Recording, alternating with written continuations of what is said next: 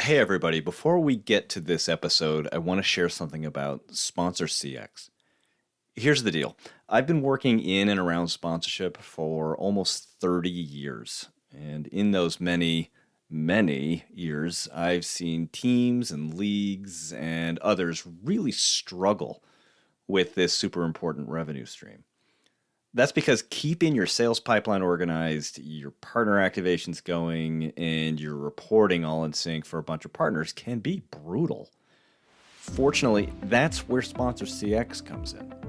And Sponsor CX is designed by experienced sponsorship pros, so you know they completely understand what's needed to succeed.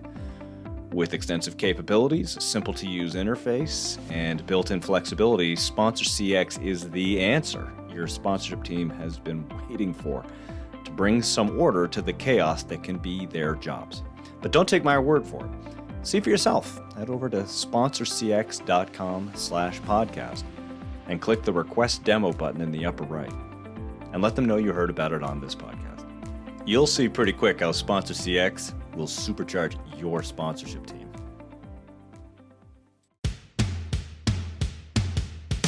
Hey, this is Mike Nicoll, the writer and director of The Spoils, and I am going one-on-one with ADC partners.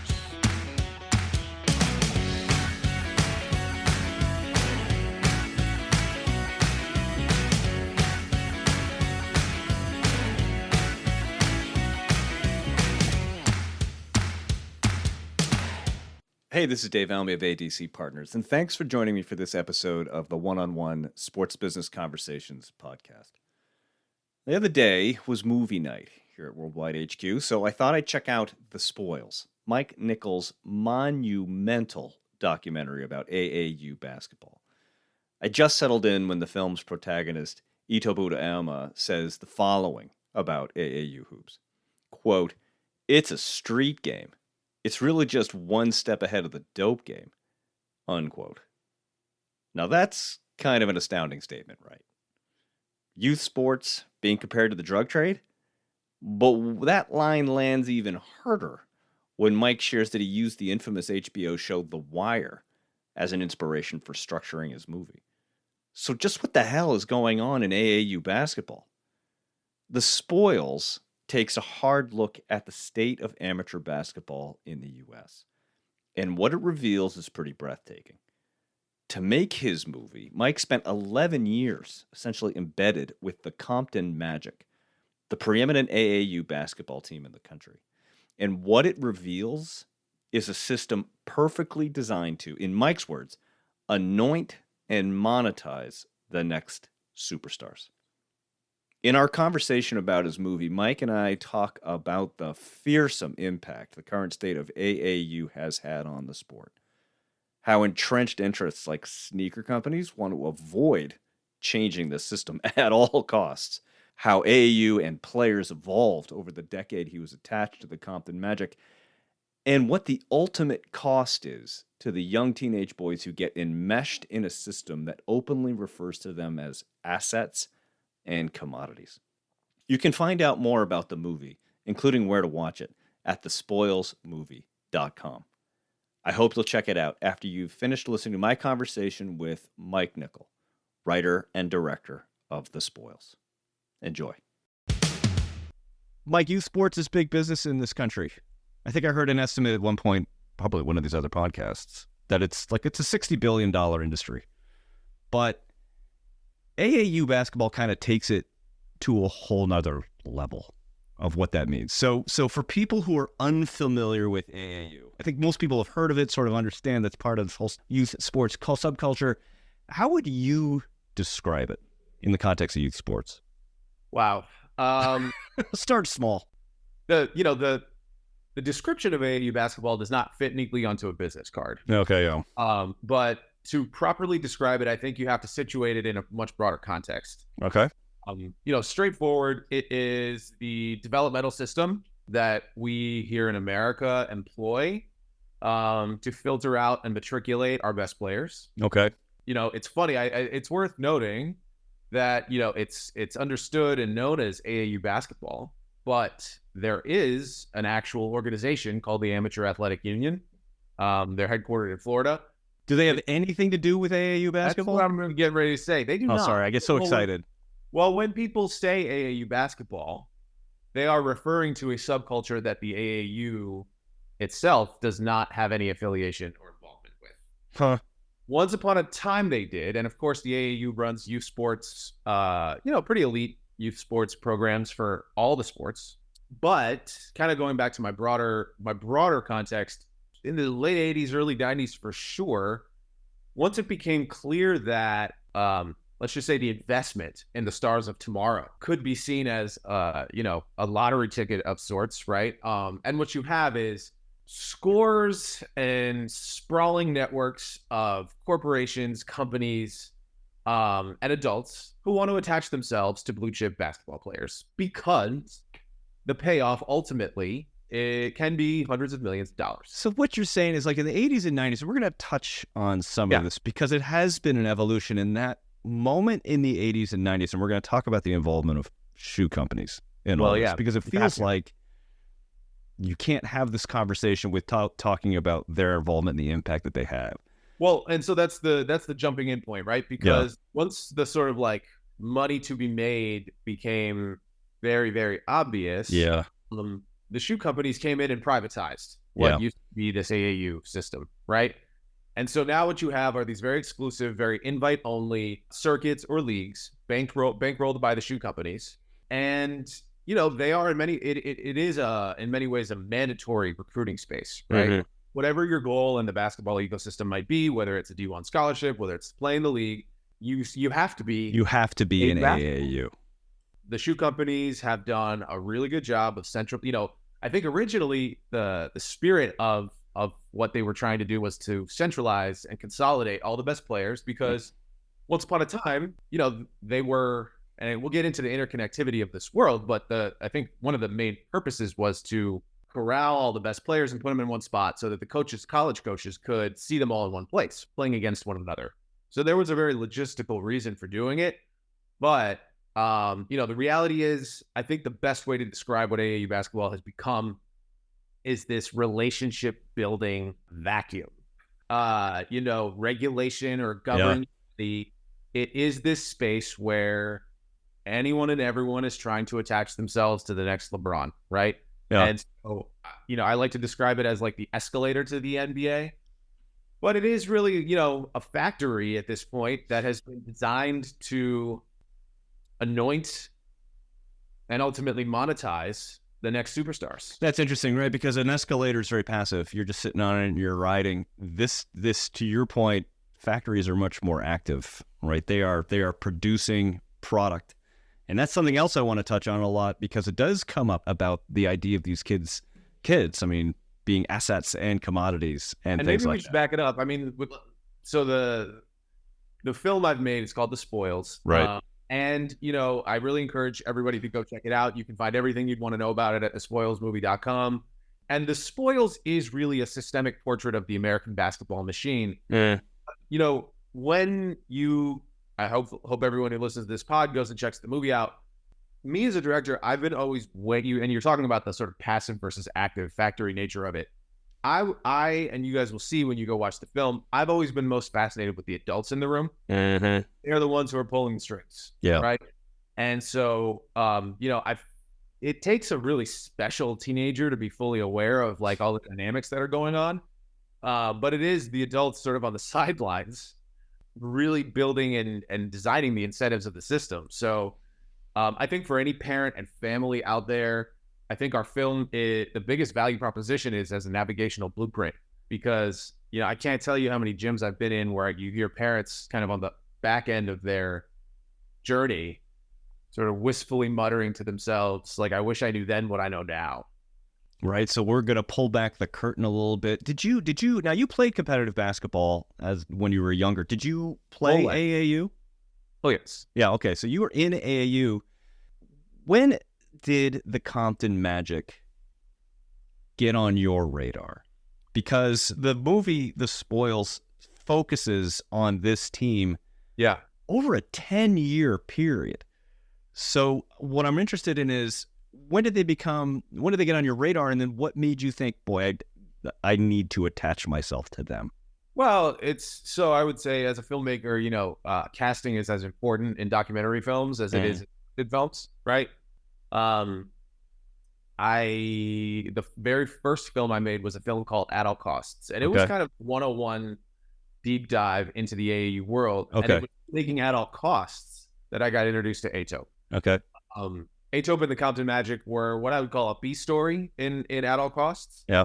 But, even then, they were certainly not what they would ultimately become, but they were one of the best programs, and certainly you could see the trajectory. So I think for our film, I think one of the many things about it that makes it so special is the access. Yeah. So from the beginning, when I met Tope, it became very clear to me that he was, I described Tope Emma, who's the CEO of the Compton Magic, as one of the more powerful people in the basketball matrix that most people haven't heard of. Right. And, again, his job description does not fit neatly onto. I mean, I've watched the spoils. I have a list of some of his titles. Like I got GM, coach, marketer, deal maker, father figure for the Compton Magic, and that is just scratching the surface. All of those things are true. I think, back before, you said it, we cover 11 years actually in the film, and I think that happens to be the most transformational decade in the history of the American basketball landscape. Completely concur. But so like one of the fascinating things about our story is you see it unravel over the course of time when, for the first chunk of it, a lot of these, let's just call them business practices, used to be illegal, and people went to prison for these things, and now they're all completely legal, broad daylight activity. So I always used to describe Tope as kind of like an agent for these kids before they could have one. Right. As a player advocate, advocate for his guys. Mentor, guide, whatever name you want to put on it. He kind of plays the role. The best description I've come up with for Tope is he's what I like to call a dream facilitator. Yeah. And he talks about this very plainly in the film. The relationships are what set him apart, right? Yeah. And I like to quote him from the film here, but he's like, he says, when you're in an all-out war to really get stuff done, and the nature of that war changes from person to person, player to player situation, he says your grasp is going to be so far as your experience. And the reality is that Tope knows everybody in every corner of the basketball universe. So no matter where you're trying to go, having somebody with his Rolodex or iPhone contact list, so to speak, is connected. Very well connected dude. Yeah. So for me as a director, I wanted to tell a story about this basketball system. Yeah. And casting, him at the center of it and the Compton Magic at the center really was the best allegory I could come up with, because for lots of reasons, but like once you get into the NBA storytelling space, it is so curated, it is so polished, it is so speaking of factories, propagandized, Yeah. It's putting out an image.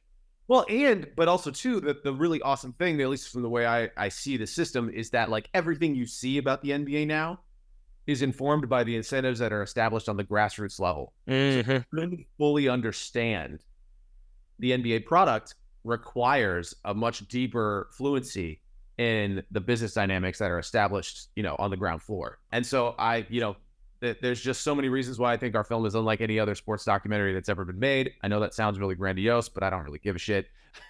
If there is one, someone please point it out to me. I wish there had been, honestly, from a reference standpoint. But I really ended up modeling this film much more after like The Wire and like a Michael Clayton that had elements of like this sort of corporate espionage and like system profile. Since you just brought up The Wire, yeah, I want to bring up a quote that Tope makes. Tope, again, running into the Compton Magic, which is the subject of the film, The Spoils. Yeah.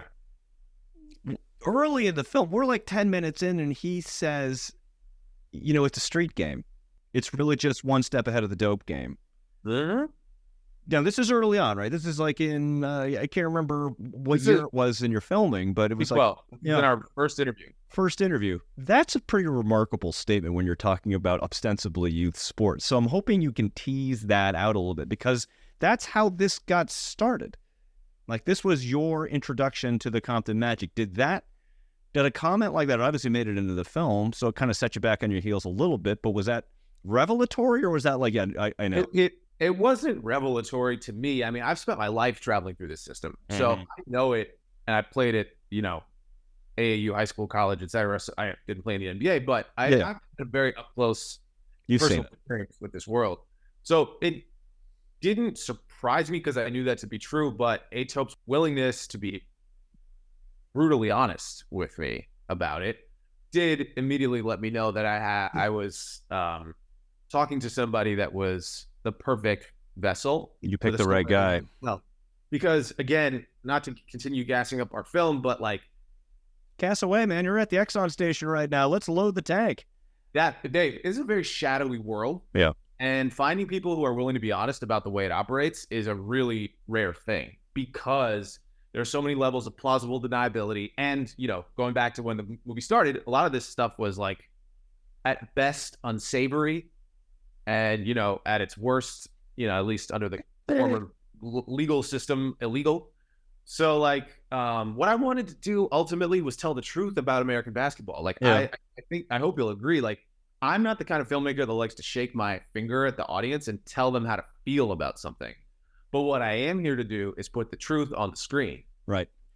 And Whether you like so it or not. if the alarm bells that went off in my head, so to speak, that you referenced, what was this person is the star of this movie because he's going to tell the truth. And that's a really hard thing to find in this world because it's chock full of so much bullshit. And that was my goal, was to put reality on screen. Well, it goes back to the point you made earlier. When you first started filming this, a lot of this activity that you're talking about was illegal. People were going to do, FBI was investigating. That's covered off in the film. So having someone who's willing and able to be upfront, I mean, you can see why you're drawn to him. Well, and I think also too, like when we had our LA premiere, we were talking in the Q&A, and my producer Doug, who's a brilliant producer, and I want to make it clear too, like I had such an amazing team with me on this film. It was by no means a one-man show, Right. but he made the point in our Q&A, and I think it's really right, that like a movie like The Spoils could not be made today, or I think really ever again. And the reason is, if you look around the sports media landscape now, whether it's The Last Dance with Michael Jordan, whether it's, the Tom, like you look now and like every single athlete has their own production company, Netflix, like all the big players are really, they understand the interest in, let's just call it sports lifestyle, sports, behind the scenes. I think that most of that I actually really find most of the content that gets made today, and I hate that word, but It is what it is. to be complete bullshit because they sell it as like the way it really is, but what it actually is the version they want you to hear. Yeah, and it's the curated content. it's curated, polished propaganda, autobiographies that are these fairy tales that contain no real truth or have no honesty in them, really.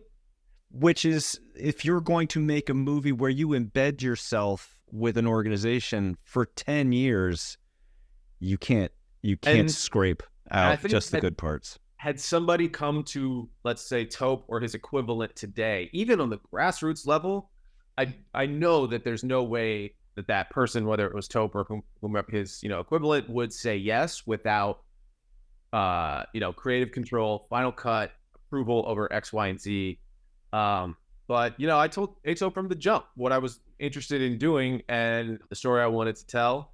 And I think the fact that we spent so much time with him really allowed for the depth of the story that we were ultimately able. You built some trust. Yeah. So as we've been talking thus far, we build this sense of wildness about AAU basketball and, the things that are happening in shadowy worlds, and it's, all these things that are going on. And then it's fascinating to me too, because, it wouldn't be where it's at without the involvement of the big sneaker companies like the Nikes and the Adidas. And these are organizations that take such care to protect their brands. And yes, yet they are absolutely intertwined with this, for lack of a better term, shadowy world in which you're describing in The Spoils. So what would the AAU be without Nike and Adidas? Would it even be recognizable to the AAU that we see today? Well, you're sort of indirectly hitting on, I think, what the core question of our film is, right? Like, I think the most important thing a good film can do is ask the right questions. There is this prevailing idea that because the system is now the way that it is, there's this feeling that like, well, that's the way it's supposed to be. It evolved into something it was supposed to be. The door you're knocking on is, what would a more intentional, or knowing what we know, or given the evolutions of it, what is the sort of optimal design for the American basketball development system, right? I think that there are lots of things that you could point to suggest that the way we do things is maybe not the best in the world anymore. You could look at the all-NBA teams. You could look at the most recent, I think, 6 NBA MVPs. Whether it's Giannis, Jokic, Embiid, Luka, Shea. I mean, you can make a real strong argument that 5 of the 7 best players in the league are non-American guys. And so I reject that idea that like, well, the inertia and momentum of this system, well, it's just how we do it.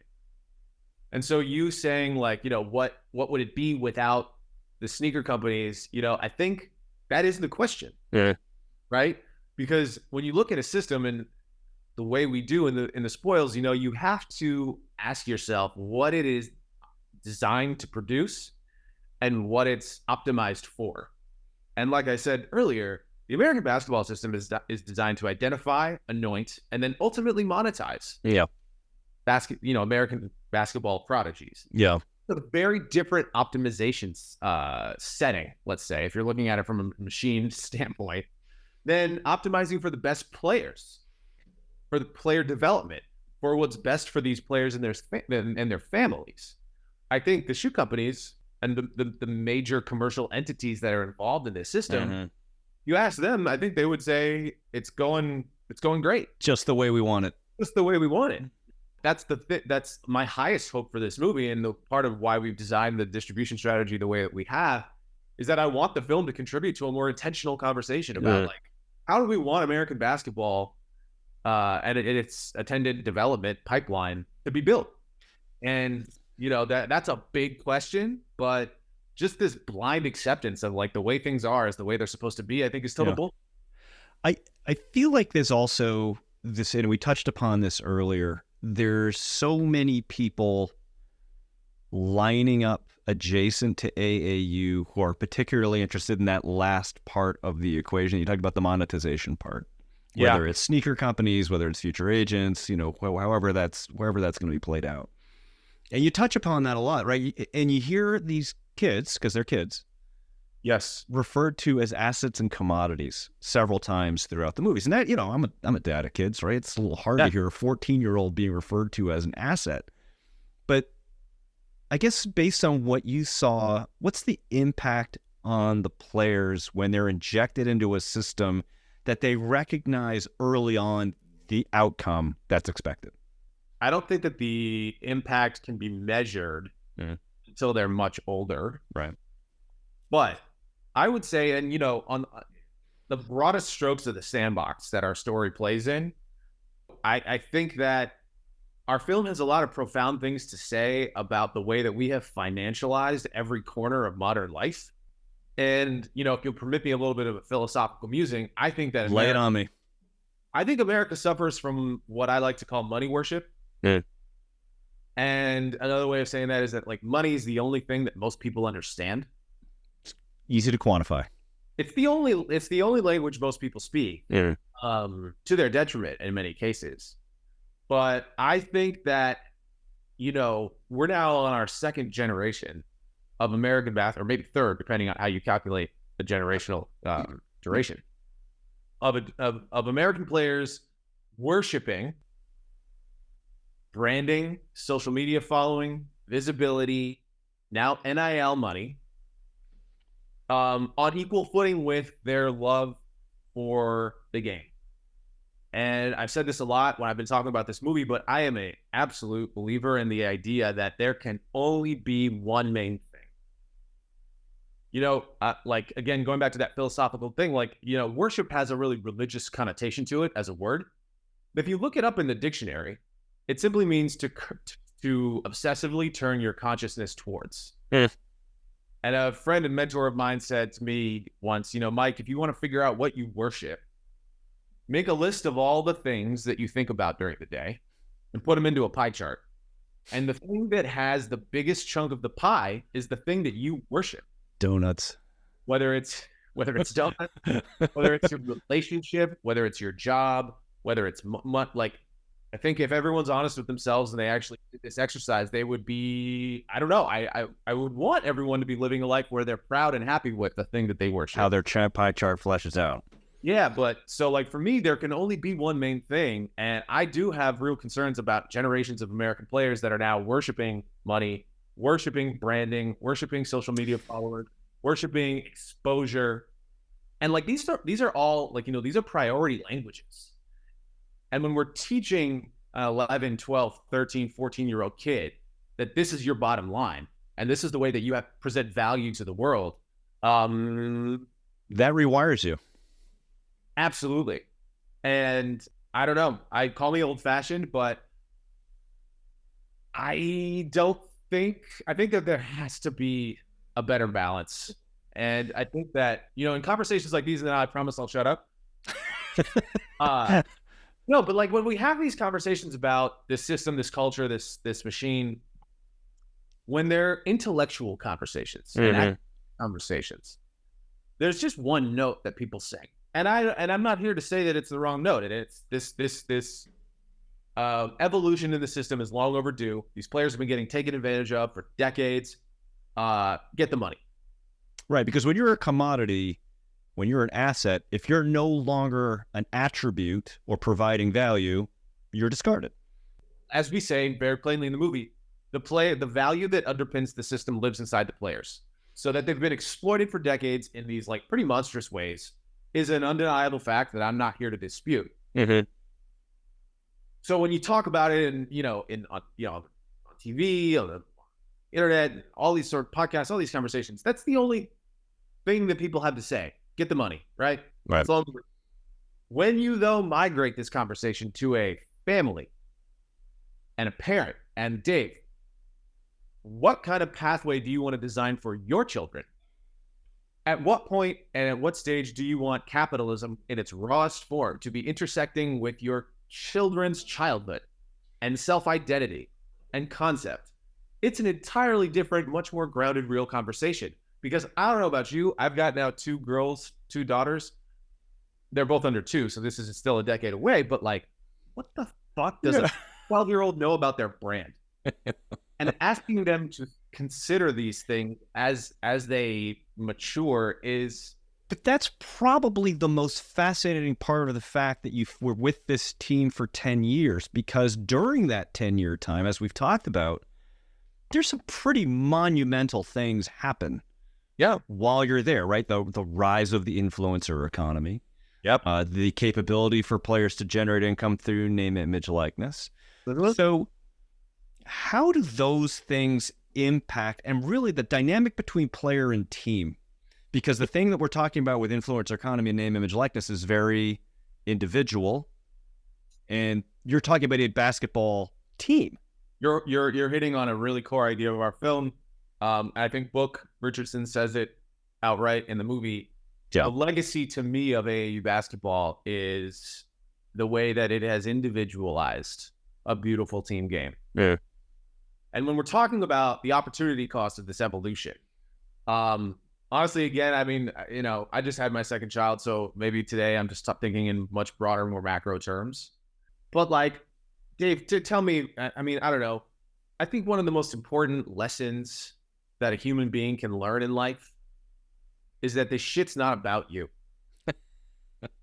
It's really not. Like being part of something that is bigger than yourself. Right. It's like an ideal that we look at sports and saying to be a member of sacrifice, part of a group, and pulling together for a common goal. Most of the problems people have in adulthood are rooted in the idea, in their self-centeredness.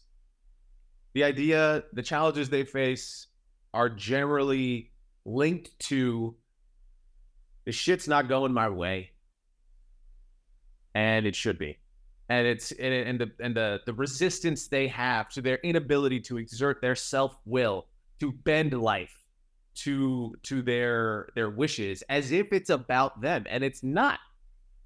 And like it's about being part of a group. It's about being part of something bigger than yourself. It's about being of service and of helping other people. And like the great spiritual irony, by the way, of all of this is that by adopting that approach to life, I've found you actually end up getting a lot more of what you want, rather than being out to serve yourself at every single turn.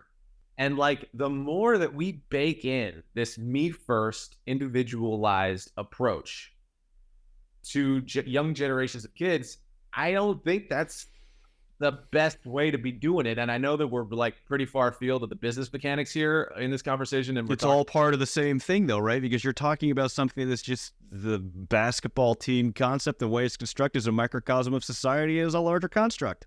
For sure. Wow. And also too though, but the reality on the ground is if you talk to a lot of like college assistant coaches, because let's be real, the statistics are what they are. Some infinitesimal percentage of kids are going to have even a sniff of the NBA. Sure. So underneath that is Division I college basketball. That is a much broader lane of opportunity. And I'm telling you, if you talk to 90% of these college coaches, the assistants and the head coaches that are in these, at the UIBL, in these AAU premier spaces, they will tell you that short of the like top 10 guys that are going to make the league, they are looking for guys who can play a role and can like fit into a team concept and like are willing to go set a screen and cut off the ball and play hard and rotate and play help defense. Like these are the things that they want. But like you can walk into an AAU basketball gym and it's all this ISO fucking clear out. Like, let me get my, 3 dribble step back. Well, I gotta get my my content from my reels. Well, and we haven't even gotten into the sort of like media apparatus that has grown up around this. You want to talk about what I call the ball is lifeification of American basketball. But like, again, there's just so many manifestations of this, but they're all symptoms of this individualization. I'm with Mike Nicoll. He's the writer and director of the movie The Spoils. You can find it on thespoils.com, right? Spoils.com? Spoilsmovie.com. Spoilsmovie.com. Spoilsmovie.com. It's a terrible podcast. That was when he's losing the URL for the thing. It's just terrible. But going back to the point you're just making, right? This because it's another quote in the movie that kind of goes, maybe put my hand in my head and go, I don't know how you do this, because one of the Compton Magic team coaches says, look, we're looking to maximize the individual brand within a team concept. How the hell do you strike that balance? Right? I mean, how do the teams struggle with, we could create a team, we still have to go out and win these tournaments, but you have a bunch of players who have their own individual interests. I mean, that's a tough needle to thread. I don't think you can thread it. Yeah. I mean, okay. you can generate quote unquote team success, which they've certainly had, which the Compton Magic. Sure. They certainly have. By assembling the most amount of talent on one team. Sure. Right? So, they've won champion. Obviously, they're the best. I think they're the best AAU team in the country. They want undisputed national championship and a really rare thing. The record certainly stands for it. Sure. For sure. And so they've had a lot of team success. So I wouldn't sit here and say that the Compton Magic as a team have not had a lot of success. But I would also think that, I think that Tope's North Star is getting his players where they need to go. Did you watch him struggle with figuring out how to strike that balance? Because he kind of goes through a little bit of a transformation, not even a little bit of a transformation, a bit of a transformation during the movie, right? Yeah. Kind of starts off as a guy, hey, I really want to get scholarships for these players, to being kind of at the center of grassroots basketball. I mean, at one point I don't want to give things away, but I mean, he's kind of like at the center of creating whole new apparatus. I mean, how did he change, and how did your relationship change over the course of this movie? Well, I don't want to speak for Tope because he's a grown man and perfectly capable of doing so himself. I will say I am very proud of the honesty in this movie. It's, again, going back to the sort of allegory that this world is for broader American culture. I mean, like, the more success you have and the more gravity brings you into the upper echelons, like, your criteria changes, right? And he says it himself, right? Like, the more success they've had, he has to, part of his professional obligation to Adidas is to get the better kids on his team. And, just unraveling that, like, recruiting the best players, having the, in the rawest sense, his ability to have the best players in his area or in the country wear Adidas stuff, because that is the point. That is why Adidas sponsors the teams, is to have them in Adidas gear and be brand ambassadors, which we should talk about in a second. He has to be able to deliver what these individual players and families want. So how he manages that, I think, is a thing to behold. It's part of his artistry, isn't it? Yeah, he's a really special guy. Going back to the importance of casting, there's only one taupe, as Todd Ramazar, an NBA agent in the film, says. There's only one taupe. And but how did I see him change it? Of course. I mean, look, I think I would hope that I met him when he was, I think, in his early 40s, and he's in his mid 50s now. So I would think that we've all grown up and changed, from decade to decade. He sees the Compton Magic as a community organization, and his North Star is always, as he says, trying to put scholarships in the hood. Now, I think the challenge he's under now is that, like, new generations are maybe interested in different things. I was going to say, are scholarships even the motivating factor anymore? That's the thing that's harder to adapt to, as this sort of movable feast continues to get just more sprawling. I mean, the things now that he has to deliver and offer players have changed a lot, right? Yeah. So before, the only real metric for success was, did he get you a scholarship? Did he put you on the right stage? Now it becomes much different, doesn't it? It becomes much, much different. And that's an area where, he would have to speak for himself, but I did see the things that he was chasing change. With the rise of NIL, does the power then shift away from Toe? Let's face it. The new generation, I'm assuming the younger people, they're the most sophisticated marketers and brand marketers I've ever seen in my entire life. They understand the power of who they are and building their brands and stuff like that. So the answer, I think, is yes. There's a point in the third act of our film where I don't want to give it too much of it away here, Sure. But say that there is, I think, there are lots of new tools available to players to level up what I would call their self-sovereignty. And Hope, in a very forward-thinking move, began chasing this new partnership that would allow exposure for his players to a particular financial tool that is pretty revolutionary in my mind. But in the context of discussing why that partnership is so important, the film says, like, ultimately these guys are not going to need a middleman anymore. I don't mean this in a pejorative way, but, like, going back to the way where we started in terms of how you describe Toe, right? Agent, dream facilitator, mentor, father figure, etc. Middleman is another word that applies. Sure. And I think that the entire economy is evolving to a place where middlemen are less and less required, right? Because if you go back to the way it used to be designed and all of the illegalities versus the legal part, like, middlemen were really crucial components, linchpins, if you will. Well, they control the information. That's how you're a middleman, right? They control the information. They control the access. They control relationships. They control all. They're connectors, right? Everything's a bit flatter now. So this is sort of inextricably tied to, like, where the whole culture is going, and, like, part of, again, that broader conversation about, like, what a more intentional structure for it would be. But yeah, I think that there's no question that, I don't want to say Tope is less important than he used to be, but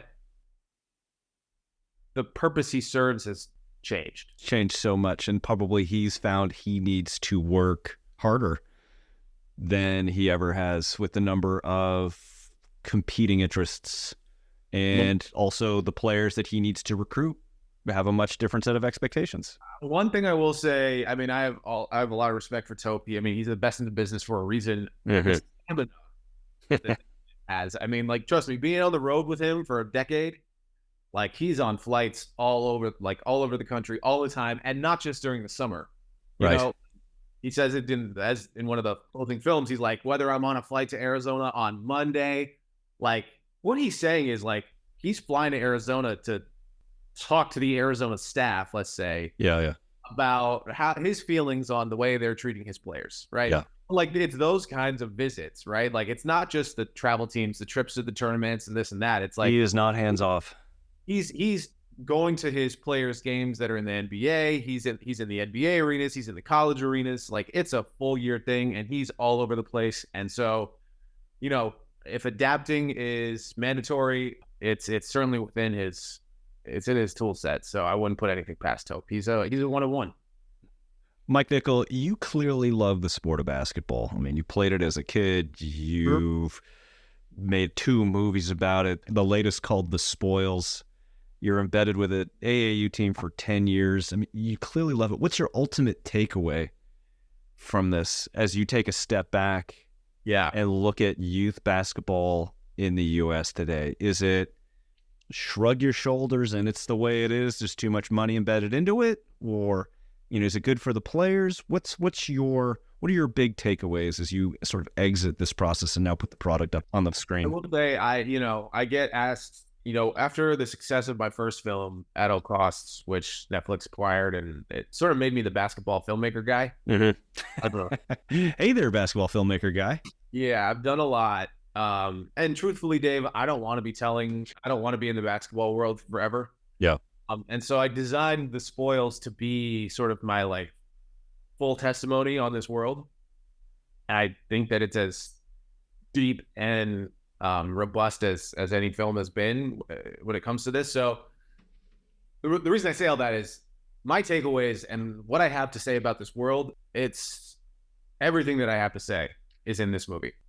The powers that be, air quotes, are not going to change this system, right? Like we said, working really well for them. So that's why I believe that any real change has to happen inside the family and the priorities and at a family and player level. And that's why I've designed the movie the way that I did, because I really think and hope and believe it can be an invaluable resource for families, hundreds of thousands of families who go headlong into this system and have no idea how it works. And 90% of them are in the middle of an ocean swimming with no paddle.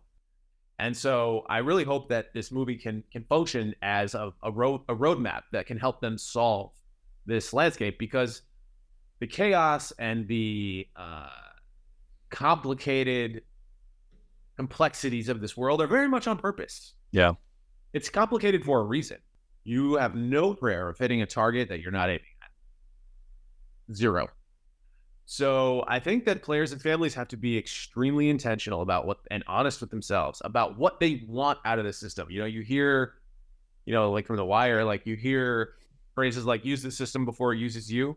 Well, you have no chance of using the system, bending it to your benefit, if you don't know how it works. If you don't even already know you're in a system. The difference between optimizing for my son or daughter falling in love with the game and really putting the soul of the game first is very different than chasing money, NIL deals, recruiting. And I'm not saying recruiting is not important, but I cannot tell you. I mean, look at the transfer portal. I mean, like, I can't tell you how many dudes I see take offers to places that are just the wrong places for them. But it's because they're optimizing for prestige, or, they want to post the 100% committed, social Instagram flyer thing and get all the likes. Doing it for the gram. Doing it for like whatever it is. And it's like, okay, a scholarship is great, but at the place that's wrong for you, that you're not going to play, or that, what, and it's just like, so again, it is. The incentives are all screwed up. The incentives are totally fucked. And I think that the only real change ultimately, I mean, if we want to talk on an organizational level, I think that there's some room for USA basketball to exert more influence on this space.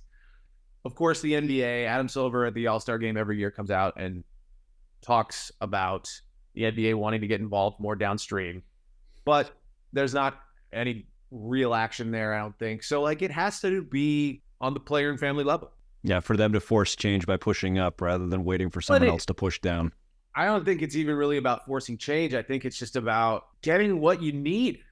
But I think that most people don't take a real honest inventory about what they need and what they want. I think that that's what I'm saying. Like, they just get sucked into the vortex of this gravity of this machine. Right, and they don't even know why it's pulling them. Hey, and if you don't have a really long-term vision for what you want, you're going to look back on 10 or 20 or 50 short-term, short-sighted decisions that landed you in this spot. And you're going to wake up one day and be like, how did I get here? I'm with Mike Nicoll. He's writer and director of The Spoils. You can see it at thespoilsmovie.com. Mike, I want to really say thanks very much for spending the time today. A thought-provoking conversation on a lot of different levels. Highly recommend people to go to thespoilsmovie.com. After what there are several oh wow moments over the course of the movie that if you're involved in sports business, if you're involved in youth sports at all, will definitely open your eyes a bit to what can only be described as a monumental part of youth sports culture today. So, Mike, thank you for the time. But before I let you go, I got to put you in the lightning round. Do it. Mike, you ready? You don't know what's about to happen, do you? No idea. Like the look of panic on your face is palpable. All right, here we go. A couple quick questions for you. All right, other than The Spoils or any basketball movie that you've made, what's the other best basketball movie ever made, fiction or nonfiction? Wow. I would say that the film that made the biggest impact on me as a kid was probably Blue Chips. Okay, Blue Chips. You can see a lot of connectivity. Obviously, that's a scripted film, but that movie was bold and it knew what it was. All right, Mike, I'm going to stop you. This is the lightning round, Mike. We're supposed to be... Sorry. That's what I'm... You graduated from USC Film School already. We don't have to go back there right now. You got some film nerd. Let's keep going. All right, speaking of which, you are a USC film alum. Yes, sir. Caleb Williams was the USC quarterback and was the number one pick in the draft for the NFL. How's he going to do in this year? I have a lot of friends who are Bears fans. For their emotional well-being, I hope well. But I will simply say, undergrad, I went to the University of Michigan, so it is go blue forever. Okay. Simply remind you that we are the reigning national champions. Oh, boy, I guess that was inevitable to happen. Ken Burns gave you and the movie a shout-out. Question, did you faint? Ken Burns, yes. You did faint. Did I faint? I still...